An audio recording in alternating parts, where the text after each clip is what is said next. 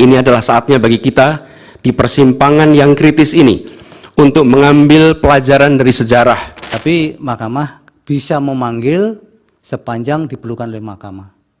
Bisa jadi yang diusulkan tadi memang diperlukan juga. Namun pemohon gagal dalam membuktikan baik secara kuantitatif dan juga bagaimana narasi-narasi utopis yang dibentuknya terkait dengan tatanan ideal konsepsi dan pengaturan sistem pemilu. Halo sahabat Kompas TV, dalam sepekan terakhir ini banyak berita yang menjadi sorotan publik.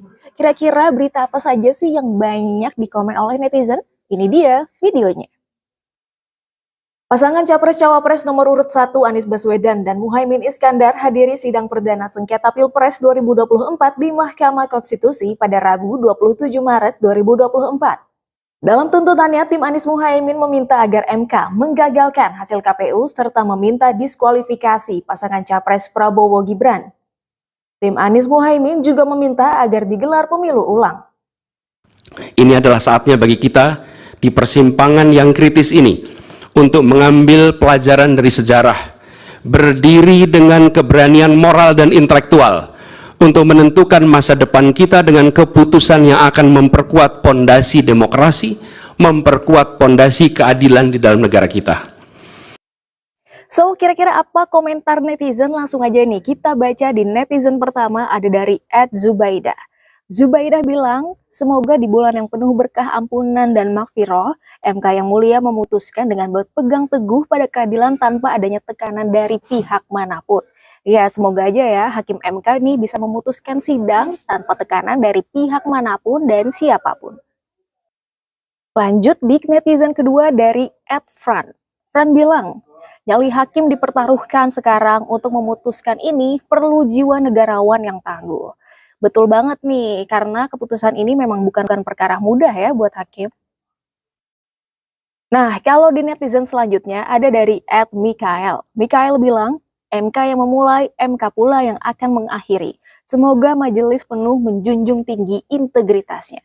Ada harapan nih dari netizen yang satu ini, semoga hakim bisa menjunjung tinggi integritasnya.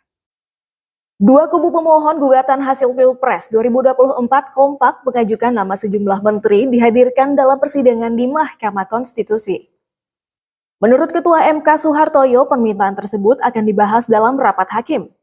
Ketua MK Soehartoyo menegaskan bahwa dalam perkara sengketa bersifat adversarial seperti ini, Mahkamah harus berhati-hati karena ada irisan-irisan keberpihakan jika majelis hakim memanggil orang tertentu selaku saksi atau ahli pemohon. Tapi Mahkamah bisa memanggil sepanjang diperlukan oleh Mahkamah.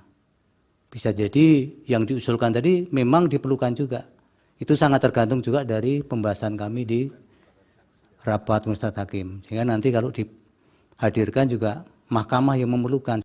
Langsung aja kita bacain komentar dari netizen @Franciscus yang bilang, ini kasus besar, seharusnya siapapun kalau dibutuhkan, sekalipun menteri.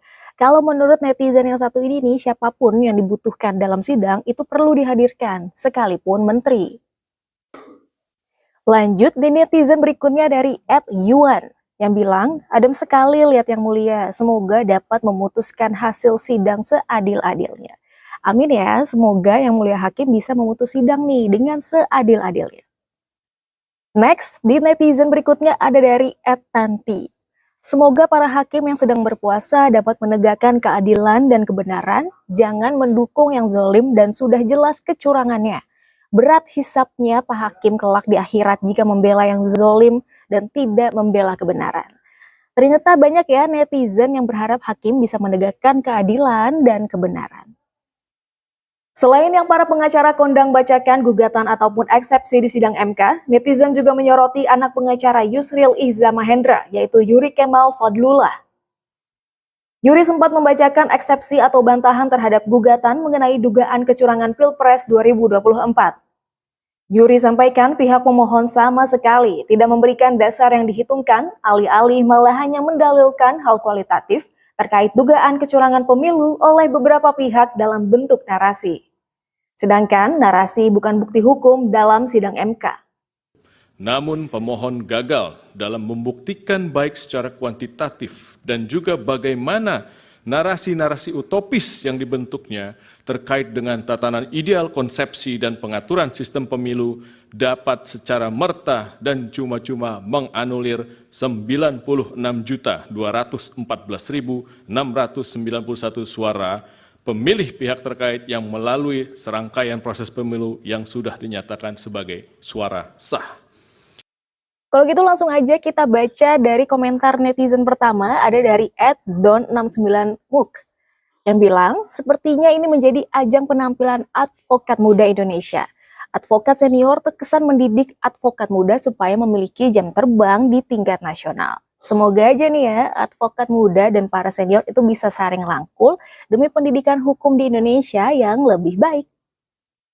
Lanjut di komentar netizen berikutnya ada dari @rehima_prayudya yang bilang, majulah anak muda generasi penerus bangsa yang berilmu, berakhlak, dan bertakwa kepada Allah. Tetaplah berpedoman pada kepentingan bersama demi bangsa dan negara Indonesia yang sangat kita cintai ini. Kalau netizen yang satu ini nih ngasih semangat nih buat advokat muda, buat terus jadikan kepentingan bangsa Indonesia sebagai pedoman. Langsung aja nih kita bacain komentar berikutnya dari @endaksetiawati yang bilang, hebat putra Bapak Yusril, anak muda yang maju yang bisa jadi contoh. Maju terus bersama Mas Gibran juga anak muda. Ayo anak-anak muda seluruh Indonesia bangkit di dalam kebenaran. Semoga putra Bapak Yusril hebat seperti ayahandanya. Wah, ternyata Yuri juga banyak nih dapat semangat dari netizen biar bisa ikutin jejak sang ayah. Itu dia tadi berita yang banyak disorot oleh netizen. Nah, biar semakin semangat nih nonton YouTube Kompas TV-nya, siapa tahu nih komentar kamu dibacain di netizen oh netizen. Kalau begitu saya Anseli Natasha pamit undur diri dulu, tapi jangan lupa untuk di like, share, komen, dan subscribe channel YouTube Kompas TV.